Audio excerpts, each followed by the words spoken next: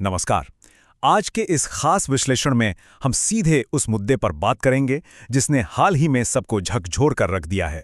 जबलपुर और मथुरा वृंदावन में हुए दर्दनाक नाव हादसों की खबरें तो सबने सुनी। नाव पलटी, लोग डूबे, लेकिन सच मानिए, पानी के भीतर और बाहर जो कुछ भी गलत होता है, कहानी सिर्फ उतनी नहीं है जितनी अखबारों में छपती है। आज हम इसी पूरी प्रक्रिया को डिकोड करेंगे। हमारा मकसद सिर्फ आंकड़े गिनवाना नहीं है, बल्कि उस पूरे सिस्टम को समझना है जो ऐसी घटनाओं को पनपने का मौका देता है। तो चलिए सीधे उस सबसे बड़े सवाल पर आते हैं जो ऐसी हर त्रासदी के बाद उठता है। जब मानवीय संवेदनाओं को ठेस पहुंचती है तो मन में सबसे पहले यही आता है कि आखिर इसके लिए असली दोषी कौन है। क्या गलती किसी एक इंसान की है या फिर इसमें कई अलग अलग परतें शामिल हैं। अक्सर हमारा दिमाग किसी एक को विलेन बनाने की ओर दौड़ता है, लेकिन आज की ये चर्चा हमें सोचने के एक बिल्कुल नए और काफी व्यापक नजरिए की तरफ ले जाएगी। अब जरा इस विचार पर गौर करें। सुरक्षा केवल नियमों से नहीं, बल्कि जिम्मेदारी की भावना से सुनिश्चित होती है। सच कहूं तो यही आज के हमारे इस पूरे विश्लेषण की नींव है। यह साफ तौर पर बताता है कि इन हादसों को रोकने के लिए सिर्फ कागजों पर नियम लिख देना काफी नहीं है। इसके लिए हर एक व्यक्ति से एक गहरी और सच्ची जिम्मेदारी की जरूरत होती है। सुरक्षा कोई ऐसी चीज नहीं है जिसे जबरदस्ती थोपा जा सके। ये तो एक आदत है, एक कल्चर है जिसे हम सबको अपनाना पड़ता है। इस पूरे सिस्टम को अच्छे से समझने के लिए हमने इस चर्चा को 5 मुख्य हिस्सों में बांटा है। सबसे पहले हम हादसों के मुख्य सवाल पर बात करेंगे, फिर यात्री की व्यक्तिगत जिम्मेदारी को समझेंगे, उसके बाद नाव संचालक और फिर प्रशासन की भूमिका देखेंगे, और अंत में जानेंगे संयुक्त विफलता का वो असली सच जो इन सबका परिणाम होता है। तो आइए पहले हिस्से से शुरुआत करते हैं। यहां हमें दोषारोपण यानी उस ब्लेम गेम से थोड़ा आगे बढ़कर सोचना होगा। देखिए, अक्सर होता क्या है कि सिर्फ नाव वाले पर सारा दोष मढ़कर कहानी वहीं खत्म कर दी जाती है। ये बहुत आसान है ना, लेकिन ये हमें कभी भी समस्या की जड़ तक नहीं ले जाता। साझा जिम्मेदारी या शेयर्ड रिस्पॉन्सिबिलिटी का कॉन्सेप्ट ये स्पष्ट करता है कि सुरक्षा बनाए रखना एक आपस में जुड़ा हुआ जाल है। ये किसी अकेले का काम नहीं है। जब कोई हादसा होता है तो वो किसी एक धागे के टूटने का नतीजा नहीं होता, बल्कि वो इस पूरे जाल के कमजोर पड़ने का परिणाम होता है। अब आते हैं दूसरे पहलू पर, जो अक्सर नजरअंदाज हो जाता है, यात्री की अपनी व्यक्तिगत जिम्मेदारी। इस पूरे जाल में एक व्यक्ति की क्या भूमिका है? सोचिए, जब कोई नदी किनारे खड़ा होकर नाव में कदम रखने वाला होता है तो बुनियादी सुरक्षा नियमों का पालन करना सबसे पहला और अहम कर्तव्य है। यहाँ एक बहुत ही चौंकाने वाला फैक्ट ये है कि अगर क्षमता से ज्यादा भरी नाव में कुछ यात्री अचानक एक तरफ झुक भी जाएं तो पानी के डिस्प्लेसमेंट की वजह से नाव कुछ ही सेकंड्स में पलट सकती है। इसलिए लाइफ जैकेट पहनना और खचाखच भरी नाव में बैठने से साफ मना करना बहुत जरूरी है। सामने दिख रहे खतरों को नजरअंदाज करना कोई बहादुरी का काम नहीं है।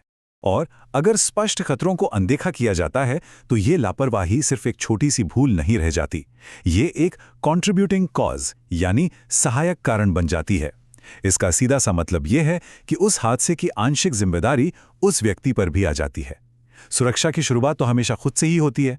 जब हम अपनी जिम्मेदारी से मुंह मोड़ते हैं तो कहीं ना कहीं हम खुद ही आपदा को बुलावा दे रहे होते हैं। आगे बढ़ते हैं तीसरे हिस्से की तरफ, जो फ्रंट लाइन पर खड़े लोगों यानी नाव संचालकों की प्राथमिक जिम्मेदारी के बारे में है।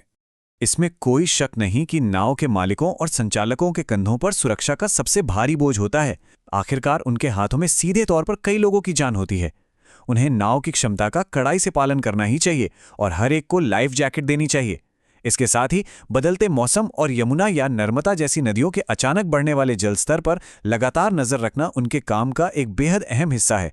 महज कुछ एक्स्ट्रा पैसों के लिए लिमिट से ज्यादा सवारियां बिठाना सबसे बड़ी और जानलेवा भूल साबित होती है। और यही वो चीज है जो नाव को ओवरलोड करने या मौसम की चेतावनी को अनदेखा करने को आपदा का तत्काल कारण या इमीडिएट कॉज बनाती है।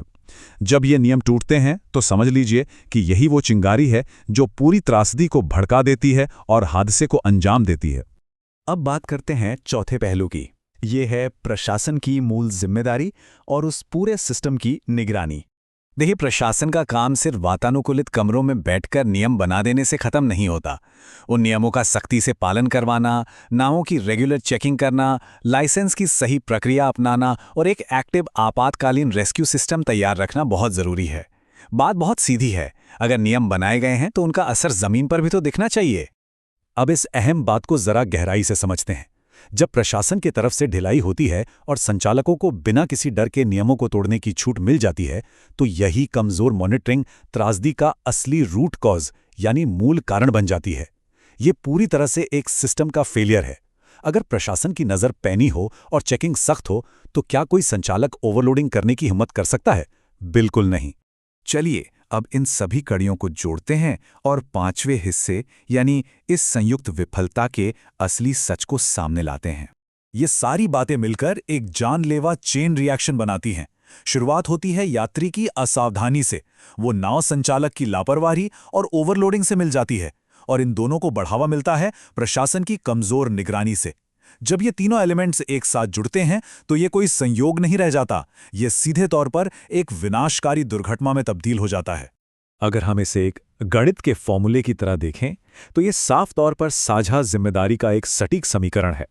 यात्री की लापरवाही बनती है एक सहायक कारण, संचालक की ओवरलोडिंग बनती है तत्काल कारण, और प्रशासन की कमजोर निगरानी बनती है मूल कारण। ये जिम्मेदारी का एक बहुत ही स्पष्ट और न्यूट्रल बंटवारा है जो हमें इस पूरी समस्या की जड़ को समझने में मदद करता है। तो आज के इस विश्लेषण के अंत में एक बहुत ही अहम और चुभने वाला सवाल हमारे सामने आता है। जब ये पूरी विफलता इस कदर सिस्टम से जुड़ी हुई और सामूहिक है, तो एक सच्ची सेफ्टी कल्चर को बिल्कुल जीरो से फिर से खड़ा करने के लिए हमें किन कड़े कदमों की जरूरत है? क्या हम हाथ पर हाथ धरे बस अगली दुर्घटना का इंतजार करते रहेंगे, या फिर हम सब अपनी अपनी जिम्मेदारी को समझना शुरू करेंगे? इस सवाल का जवाब अब हमें मिलकर खोजना होगा। इस चर्चा में जुड़ने के लिए आपका बहुत बहुत धन्यवाद।